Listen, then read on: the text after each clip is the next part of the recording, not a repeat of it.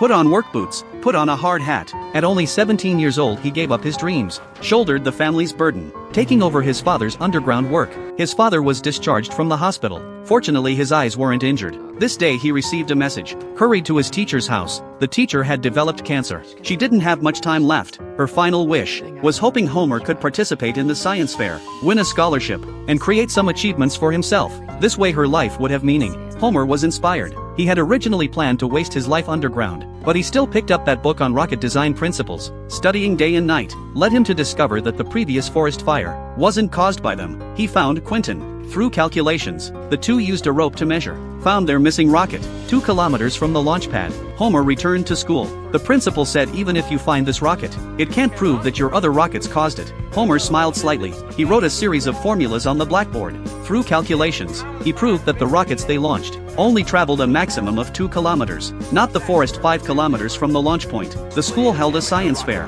Homer and his buddies stood out. They would represent the school at the state science exhibition, but with limited funding. Only one representative could be chosen from the 4. Each of them wanted to leave this small town, to see the outside world. But obviously, Homer was the best choice in their eyes. He said goodbye to his 3 buddies, came to the exhibition, explained their rocket design concept to people, demonstrated their homemade de Laval nozzle. However, the next day when he came to the venue, he discovered the nozzle had been stolen. He called to notify his buddies, asked them to rush to make another one. The rushed nozzle would arrive promptly at 8 a.m. tomorrow. The whole town cheered him on. The next day, Homer took the rushed nozzle, continued explaining to people. The award ceremony began. Several awards had already been presented. The tense moment arrived, the highest academic achievement award in science. The host directly announced Homer and the other 3 buddies' names. Yes, their rocket design won the grand prize. He excitedly went on stage to receive the award, then excitedly came down to shake hands with the audience. Virginia State University would discuss scholarship matters with him. Contact information secured.